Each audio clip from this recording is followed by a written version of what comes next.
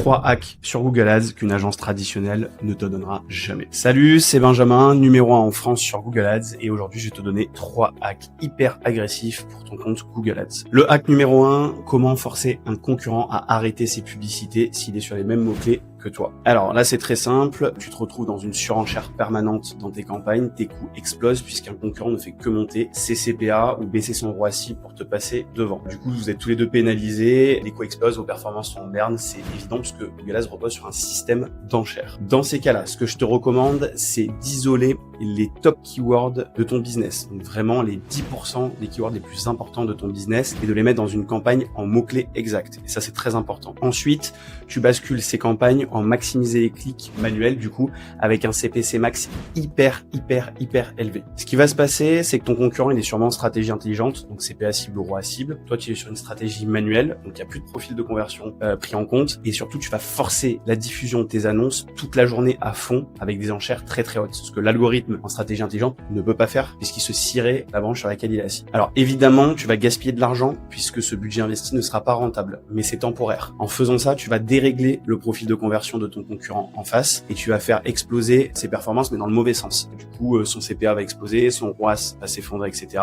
Donc soit il va couper sa campagne, soit il va devoir réajuster sa stratégie, ce qui va te permettre toi de repasser devant ensuite en stratégie intelligente. Hack numéro 2, surtout pour les e-commerce qui veulent afficher des marques dans le texte de leurs annonces. Alors globalement, sur Google Ads, c'est interdit d'afficher des marques dans le texte de tes annonces. Tu peux pas afficher par exemple Apple, Adidas, Microsoft. Tes annonces seront immédiatement refusées puisque c'est des marques protégées. Il y a une astuce pour quand même les afficher sans prendre trop de risques, c'est targeter le mot-clé de la marque, ça tu as le droit, et de mettre en titre le titre variable keyword qui te permet en fait de reprendre l'intention de recherche de l'utilisateur. Si l'utilisateur recherche chaussures Nike, ça va être réaffiché en fait dans la balise keyword variable. Donc ainsi tu vas afficher une marque dans ton texte d'annonce sans contourner les règles Google Ads et en augmentant du coup ton CTR et en améliorant évidemment tes performances parce que quand tu affiches une marque connue, tes publicités fonctionnent beaucoup mieux. Le hack numéro 3, c'est manipuler le profil de conversion de ton compte Google Ads. Donc ça c'est efficace si tu as un très gros budget, donc plus de 10 000 € par mois. Au lieu de remonter, alors ça va paraître contre-intuitif, au lieu de remonter le maximum de conversion sur ton compte Google Ads, tu vas volontairement en remonter un petit peu moins que la réalité.